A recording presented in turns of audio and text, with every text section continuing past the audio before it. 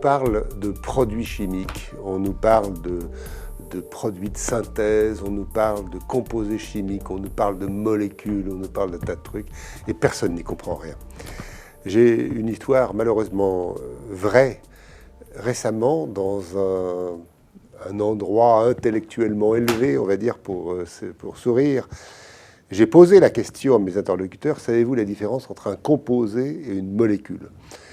Je maintiens qu'il n'est pas possible de décider collectivement de notre fonctionnement social, en particulier pour la législation à propos des additifs, à propos des arômes, à propos des pesticides, à propos des perturbateurs endocriniens, que sais-je. On ne peut pas décider, si on ne sait pas cette différence, qu'est-ce que c'est qu'un composé et en quoi c'est différent d'une molécule. Alors, je ne jette pas la pierre à ceux qui ignorent cette différence, je suis là pour l'expliquer. Je rappelle que l'État est au service du public et donc je crois très important, en vue de promouvoir un peu de démocratie sur ces questions qui sont des questions difficiles, où seuls les imbéciles sont péremptoires. Je crois que ça vaut le coup de prendre un moment pour aller expliquer la différence entre composés et molécules. Alors voilà, ici j'ai des composés.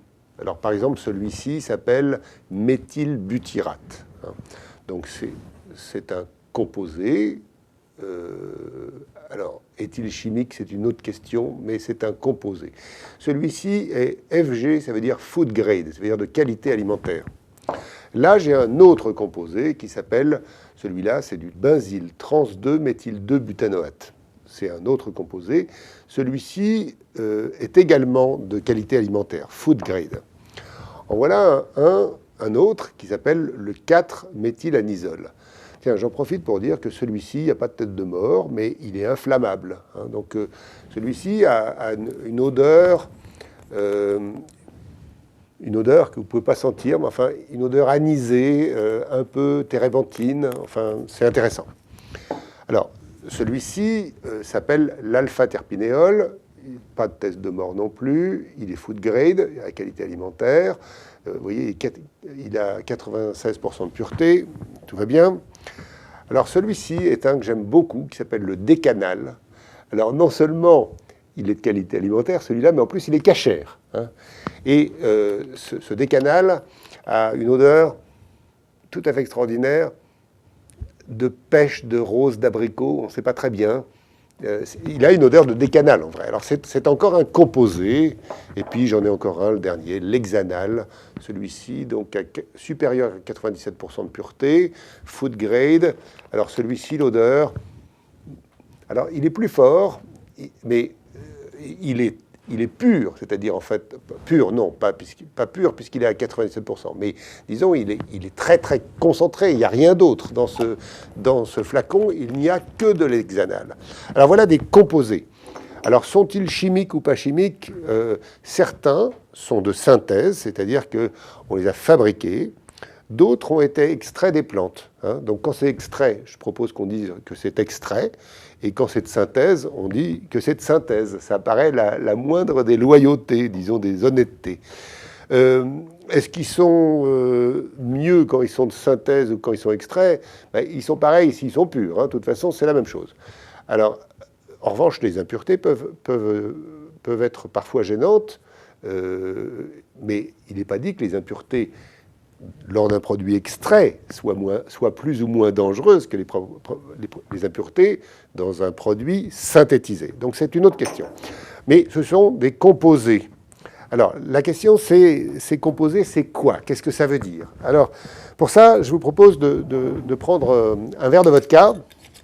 Voilà, un verre de vodka. Alors la vodka, ça n'est pas un composé, c'est un mélange de deux composés.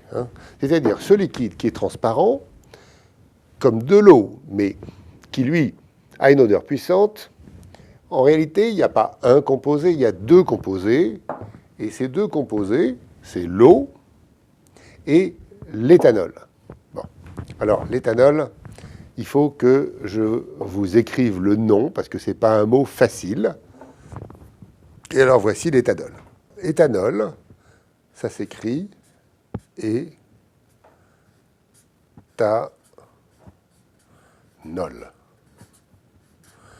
Alors on dit aussi alcool et éthylique.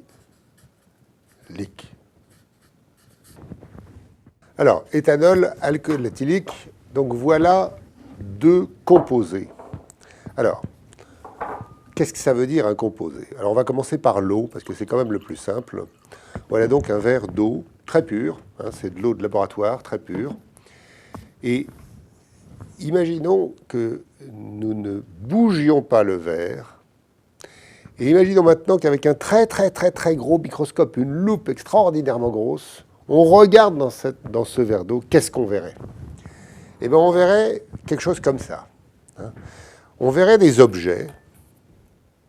Ils sont minuscules. Hein. Et là c'est pour représenter ces objets. On verrait des objets, tous pareils. Ces objets s'appellent des molécules. Alors voilà, ça représente une molécule d'eau, une molécule d'eau, une molécule d'eau. Donc, dans un verre d'eau, il y a des molécules. La différence entre des molécules et des balles de ping-pong, c'est que même quand le verre d'eau ne bouge pas, les molécules, elles bougent dans tous les sens, tout le temps. Elles n'arrêtent pas de bouger, ça grouille comme ça, même quand le verre est complètement immobile. Bon. Alors, ce sont donc des molécules d'eau, et la matière qui est composée par ces molécules s'appelle l'eau, et l'eau, c'est un composé. Ce qui veut dire qu'un composé, c'est une catégorie particulière de molécules. Voilà. Donc l'eau, eau, ça veut dire catégorie de molécules qui sont des molécules d'eau. L'éthanol, dont on a parlé tout à l'heure, qui est également un liquide incolore et transparent, vous voyez, on ne voit pas de différence à l'œil nu, sauf que là, il n'y a aucune odeur, et là, waouh, c'est une odeur d'alcool absolu. Hein. L'éthanol, c'est l'alcool absolu. Bon. Et alors, l'éthanol, lui, si on le regarde à la loupe, avec une très grosse loupe, on ne voit pas des molécules d'eau, on voit des molécules différentes d'éthanol. Bon. Donc en réalité, voilà l'eau, voilà l'éthanol, on peut se les représenter comme ça, on peut les représenter également différemment, parce que la chimie a montré que les molécules d'eau, ce n'est pas des balles de ping-pong, ça serait plutôt un atome d'oxygène, pensez à une espèce de petite boule, avec deux atomes d'hydrogène. Bon. Ça, c'est pour l'eau. Donc pensez à des tas de petits trucs comme ça à la place des balles, mais ça revient au même, dans le fond, que ça bouge ou ça bouge, c'est pareil. Pour l'éthanol, lui, c'est un peu différent, parce que l'éthanol, les molécules d'éthanol, on a compris progressivement, les chimistes ont appris au cours des siècles, que ce sont deux atomes de carbone en noir. Les atomes n'ont pas de couleur, hein, c'est simplement une représentation. Et puis ici, sur celui-ci, il y a trois atomes d'hydrogène. Et là, deux atomes d'hydrogène, un atome d'oxygène et un atome d'hydrogène. Donc comme un petit chien hein, qui fait waouh, waouh, voilà. Donc j'aime bien me représenter la molécule d'éthanol comme un petit chien. On a le droit, hein, c'est pas interdit. Et donc, il faut penser que chaque balle de ping-pong, ça serait comme un petit chien. Bon. Et évidemment, dans l'éthanol, même complètement immobile, les molécules bougent dans tous les sens. Hein. Ça, c'est les liquides. Dans les liquides, les molécules bougent dans tous les sens. Bon. Alors maintenant, on comprend. Éthanol, c'est un composé. Ça veut dire que toutes les molécules de ce composé sont toutes les mêmes. Ce sont des molécules d'éthanol. Eau est un composé. Ça veut dire que toutes les molécules sont des molécules d'eau. Alors évidemment, maintenant, on comprend, par exemple, dans l'hexanal, si on prenait une grosse loupe, on verrait que c'est fait de petits objets, très petits, et tous ces petits objets sont d'une même catégorie, qui n'est pas la catégorie des molécules d'eau, qui n'est pas la catégorie des molécules d'éthanol, mais qui est la catégorie des molécules d'hexanal. C'est donc des molécules particulières, avec une construction particulière. Alors évidemment, revenons à la vodka. La vodka, c'est quoi? Je vous ai dit que c'était de l'eau et de l'éthanol. Donc on peut se le représenter comme ça, puisque c'est à peu près... il y a dans la vodka 40% d'éthanol. On va mettre 6 balles et on va mettre 4 balles. Et donc là, alors tout ça se mélange parfaitement. Alors on pourrait mettre encore, pour faire un peu plus, on va verser une deuxième rasade en quelque sorte, encore 6 balles, encore 4 balles, et voilà la représentation de la vodka. Hein. Alors tout ça bouge. Bon. Ce qui veut dire que la vodka est un mélange de deux composés, et donc les molécules qui constituent la vodka sont de deux sortes, les molécules d'eau, les molécules d'éthanol. Alors maintenant, les aliments en général, prenons par exemple une pomme de terre. Une pomme de terre, c'est non seulement de nombreuses molécules, puisque la matière est faite de molécules, mais en plus, il y a beaucoup de sortes de composés. Alors une pomme de terre, il y a plus que la moitié, c'est de l'eau. Donc déjà, il y a un composé qui s'appelle l'eau. Ensuite, il y a de l'amidon. L'amidon, c'est deux composés qui s'appellent l'amylose et l'amylopectine. Mais il n'y a pas que ça dans la pomme de terre. Il y a des sucres, par exemple le glucose, le fructose, le saccharose, qui sont d'autres composés, c'est-à-dire des catégories de molécules différentes. Et puis, il y a des acides aminés, et puis, il y a des pigments, et puis, il y a des composés phénoliques. Composés phénoliques, ça veut dire que ces composés phénoliques, ils ont des molécules particulières. Donc ça, c'est un mélange d'un très grand nombre de composés différents. Mais ça n'est qu'un mélange de composés. Hein. Ce qui veut dire qu'en réalité, nous mangeons des molécules chaque fois que nous mangeons. On ne peut pas faire autre chose que manger des molécules. Nous mangeons beaucoup de composés et ces molécules sont organisées de telle façon que ça donne une consistance. Ici, la pomme de terre est bien dure, mais une odeur, une saveur, des piquants, des frais, des amertumes, des couleurs, et puis il y a des propriétés nutritionnelles. Enfin, tout ça fait l'aliment. Alors évidemment, on ne mangera pas une pomme de terre crue, et on ne mangera pas non plus une pomme de terre cuite avec sa peau, car dans les 3 premiers millimètres sous la surface de la pomme de terre, il y a des composés qui ont pour nom solanine ou chaconine, et qui sont des composés toxiques. Donc n'oubliez pas d'éplucher vos pommes de terre, et en particulier d'enlever les 3 premiers millimètres, car ces composés qui sont de la catégorie des alcaloïdes sont toxiques. On a mesuré récemment que certaines populations qui mangent les pommes de terre, même frites avec la peau, eh bien, dépassent le seuil de toxicité dû à ces composés. Je terminerai en disant, attention, il y a des composés qui sont sans trop de danger, par exemple l'eau.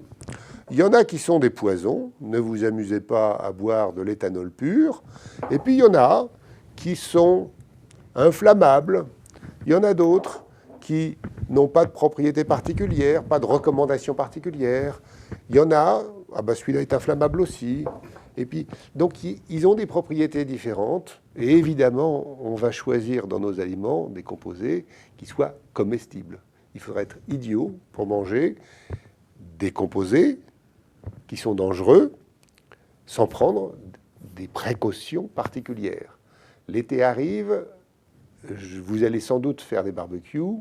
Pensez bien à ne jamais mettre la viande au-dessus du feu, sans quoi votre viande va se charger de certains composés qui s'appellent des benzopyrènes et qui sont cancérogènes et tératogènes. Privilégiez d'abord le feu ici, la viande devant, elle cuira de la même façon et vous aurez une viande bien plus saine. Voilà pourquoi, si vous voulez manger sainement, ou du plus sainement possible, si vous voulez participer à un débat bien organisé sur les dangers et les risques de notre alimentation, il est important de bien comprendre ce que c'est qu'un composé.